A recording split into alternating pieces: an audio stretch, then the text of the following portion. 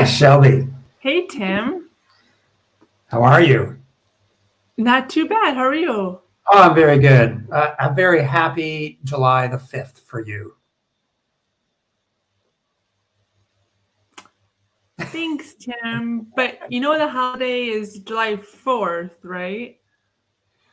Well, yeah, but considering Canada's holiday is on July the 1st and America's is on the 4th, if you add the two together, then it should be like a Canada-US holiday on the 5th. That's kind of what I was thinking. I love that idea. I'm all about more holiday days, and I will embrace that for next year. So happy July 5th to you as well, Tim. Excellent. I should have been thinking ahead and brought my friendship flag with me. Do you know what a friendship flag is? I've heard of it, but is there a special one for the US and Canada, or is it just is there It one? is. Yeah, it's a blend of the stars and stripes and the maple leafs together. It's kind of neat. Oh, that sounds great. Yeah, we should definitely make sure we have those for next year to support our relationship between Canada and the US and the Great Well, Lakes.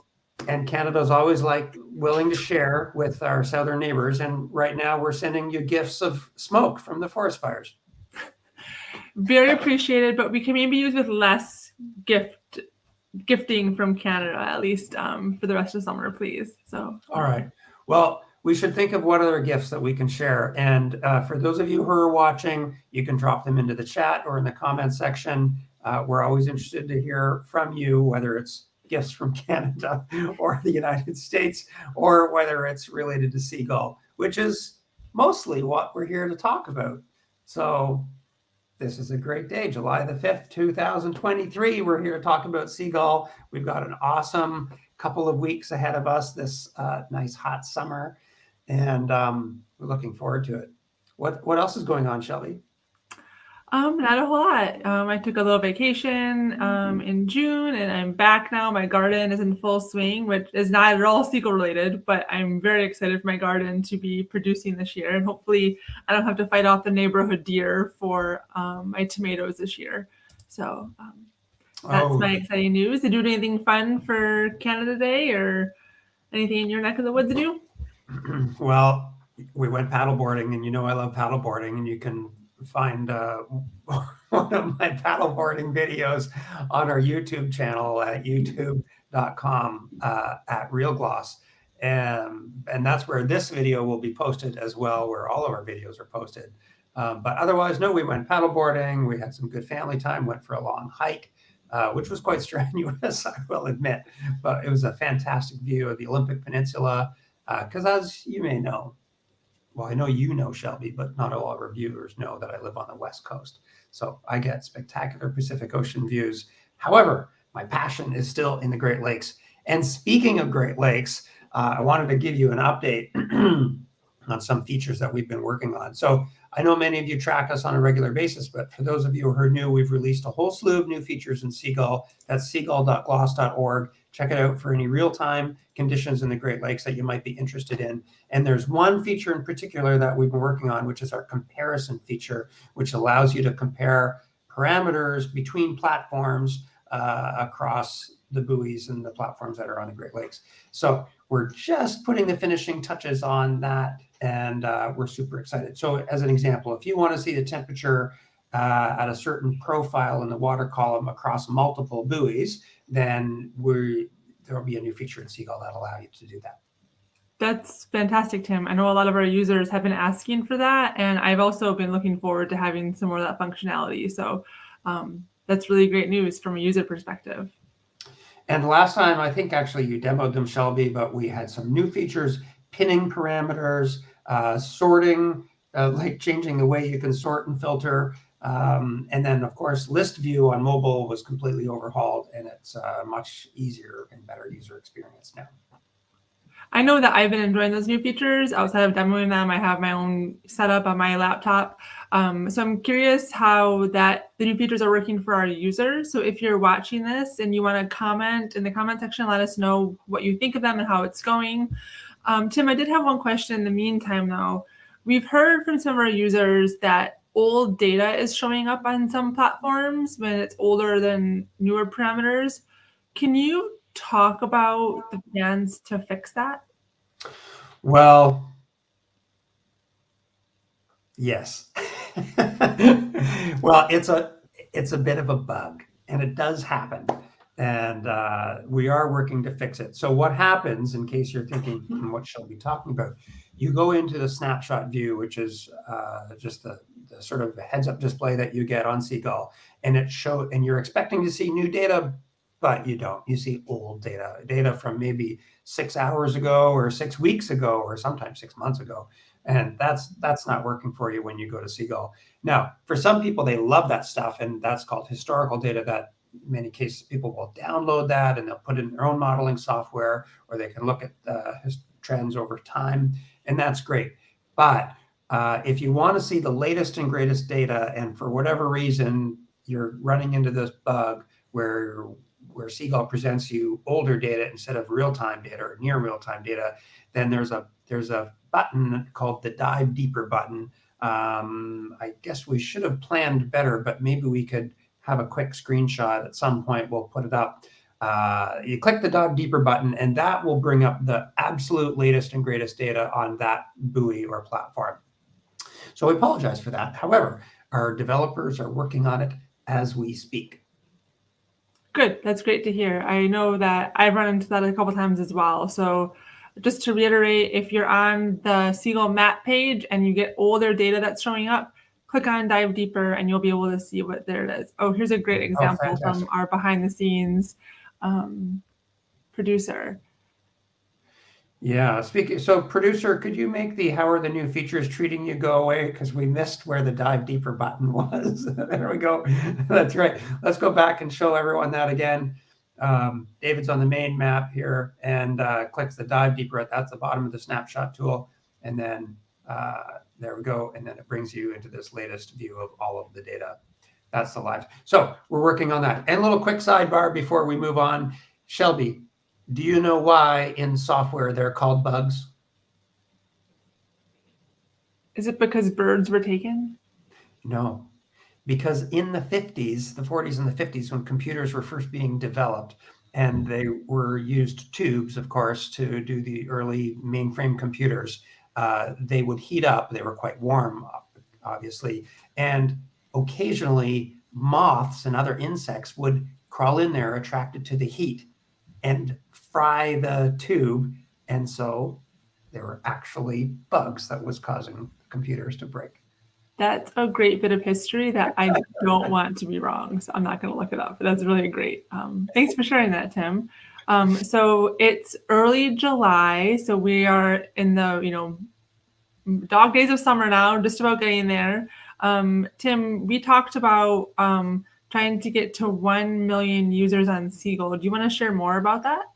That's right. So creating an account on Seagull is free, and we respect your privacy, and we have a privacy policy on gloss.org if you're interested in reading that. So we've got 1,500, 2,000 users approximately now. We'd like to push to have 10,000 registered accounts on Seagull by the end of the summer. That's our big push. And we've had, I think, over 100,000, maybe 125,000 visitors to Seagull over the course of the last year. What we'd really like to do is push that all the way up to 1 million. Now, we're a nonprofit. We don't really have a lot of money, and we don't have an advertising or a marketing budget for this sort of thing. So we really need to do this through word of mouth and through organic growth. And part of that is tapping into new user communities, people who wouldn't otherwise have heard about Seagull, and then they can learn to love it, and then they can share it with their friends and colleagues in their own communities. And so you're probably familiar. We have casual observers, people like my mom. We have recreational boaters. We have researchers, water treatment plants. But we have a new community that we're hoping to reach, and that's the scuba diving community. And today we have a special guest, Halle Minshall from the Greater Cleveland Aquarium, who is an avid scuba diver. She's going to tell us about that. And she's going to hopefully reach out to her community based on her own experience with Seagull and help us get to 1 million users. 1 million users. So Halle, welcome to the Gloss Seagull Users live stream. We're thrilled to have you here today. And why don't you tell us a little bit more about yourself. Thanks, Tim, and thanks, Shelby, for having me here today. I am the dive safety officer at the Greater Cleveland Aquarium. I am a Cleveland native. I've been in the Greater Cleveland Aquarium for the last 12 years, so I run all of our dive operations, do a lot of dive training and a lot of diving in Lake Erie. So as someone who spends a lot of time in, on, and around the Great Lakes, I think it's a natural evolution for me to have stumbled into Seagull. I was working on starting a research project and looking for a way to capture some data, and this led me here. Yeah, so I'm excited to talk to all you guys today.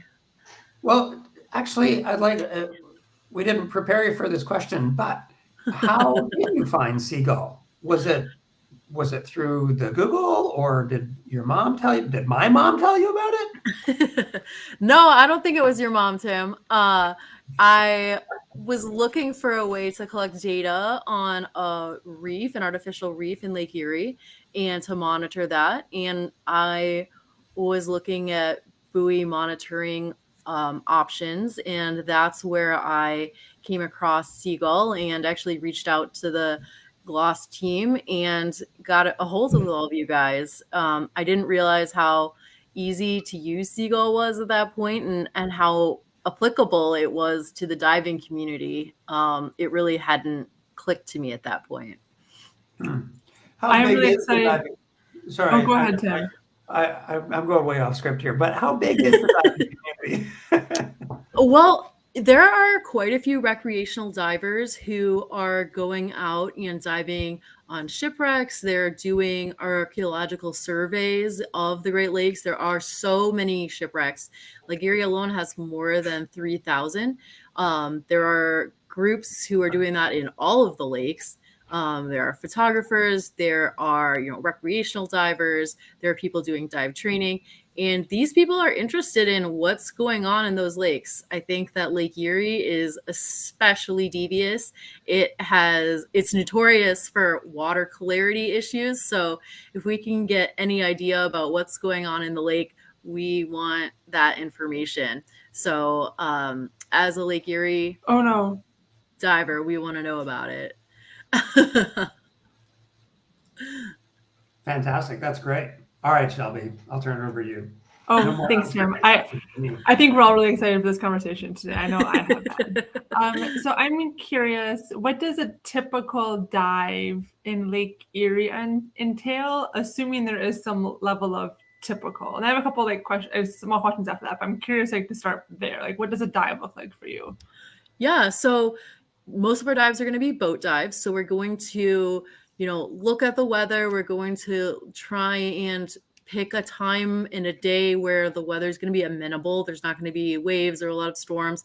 That's where potentially Seagull will come into play. If you can look at data on what the visibility or temperature or current is going to be like beforehand and help pick a dive site. Most of the dive sites are going to be wrecks or features such as water intakes. Typical dive, again, we're going to go out on a boat. We're going to go to a buoy. So we're not going to just jump off in the middle of the lake. We're going to go to some sort of site, and it's going to be very low visibility, probably less than 10 feet, probably less than 5 feet. And there's going to be a soft bottom with a low current. So those are most of what the dives are like in Lake Erie. Thank you. Water intake. Yeah. Don't you have to be careful about getting sucked in? I mean, that would be terrible. Well, they're built, so they're pretty safe. I've dove on several of them in our area. They're actually one of my favorite places to dive because they're super fascinating. There is the Cleveland Water Intake Crib number 5, which most people don't know that it exists. We have a water intake crib that's above the water. It's big and it's pink and it just sits there. But there's an underwater one too, and it sits in about 55 feet of water. and it's really cool. They built it with a cofferdam about 100 years ago. And when they were done building it, they just took all the tools that they used and threw it over the side of the cofferdam, and it all sits on the bottom. So there's all kinds of artifacts from 100 years ago and tools and the remains of that cofferdam. So it is relatively safe. The P-diff of the dive from the pressure is very, very low. So it's not a concern for getting sucked in, but it's a really cool dive. And so do you bring like a mesh gym bag down with you so you can grab some of that stuff and take it home? That would be frowned upon. If I ever did that, I definitely wouldn't be saying it on YouTube. I think that most of the divers in the Great Lakes have a pretty healthy respect for the history of the artifacts that are down there, especially with shipwrecks that are often like grave sites for lost sailors. I think 30 or 40 or 50 years ago, a lot of folks took artifacts off wrecks, but now if someone caught you doing that, you'd be in a lot of hot water. That's another thing that makes the wrecks really, really cool. You can find hand tools and china and all kinds of artifacts just sitting on the wrecks. And to see those pieces in the place where they were last left is something that's hard to describe. Mm-hmm. That's Wow. really cool. Maybe you've already told us this, but do you have a favorite dive story or one that you can tell to us quickly? One of my favorite dives is actually the F.A. Meyer, which is in Canadian waters. It's a shipwreck. I don't know how it sank, but it's pretty old. I found a wrench that was like 3 feet long, and it was just this massive double-ended wrench, and it was for the donkey boiler, which had all kinds of giant nuts and bolts. And it was just really cool to see this wreck just sitting there proudly on the bottom, and the tools and the engine all in perfect condition. It wasn't covered in zebra mussels, which was a little different from a lot of our other wrecks that have quite a bad crusting over of zebra mussels, but this specific one wasn't. It was a really interesting sight. Thank you. That's really awesome. And last question for me is, so you mentioned a little bit how you use Seagull in terms of planning your trip. How do you use Seagull if you use Seagull when you're out there? Like, do you use it on your mobile, or do you just check before you go on your browser? I'm just curious how you use Seagull to tie it back into our live stream. Yeah, I think that there's a few different ways. One is that if I can look and find a buoy that's going to be proximately located near my site, I can see if there's turbidity or temperature or current information available that will give me any kind of inkling about what the water conditions will be where I'm going, and use that as a proxy for the dive location. So that's something I would maybe do at home on a browser the day before, kind of watching and tracking or looking at that historical data.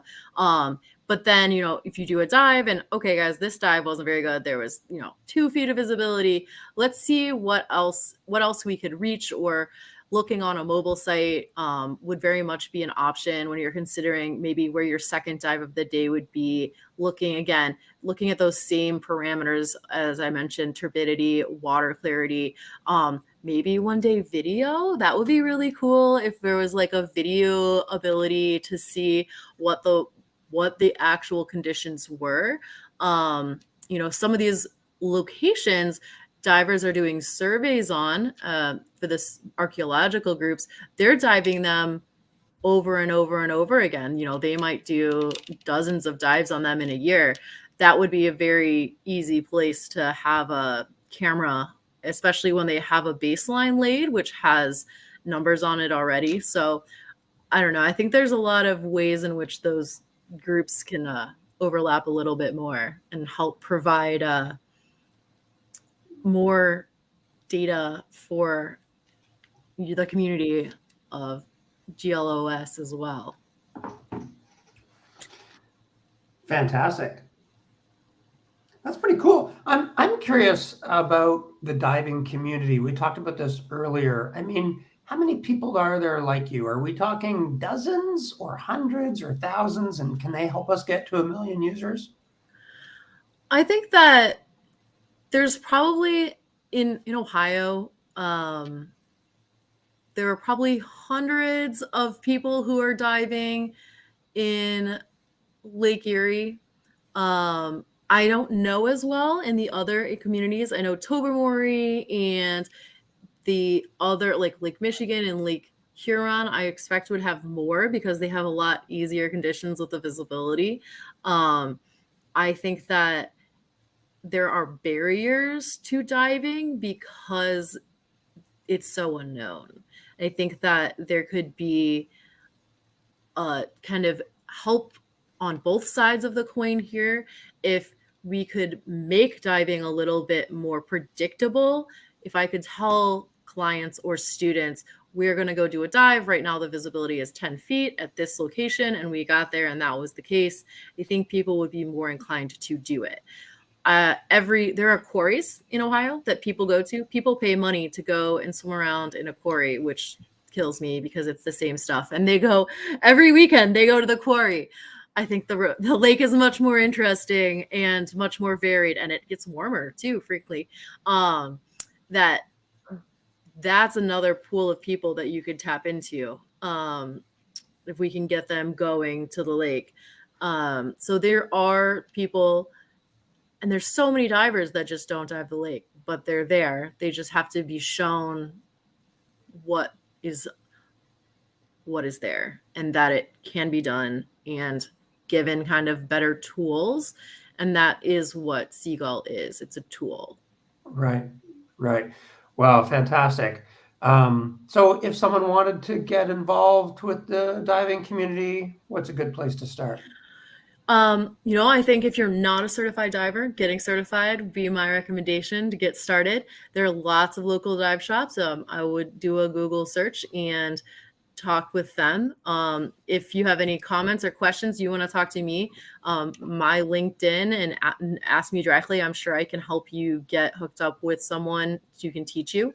Then, depending on where you're located, there's the Marine Archaeological Survey team who's doing a lot of shipwreck surveys in Lake Erie. And that means they're doing dives, they're doing work on some of the stuff that I've been talking about.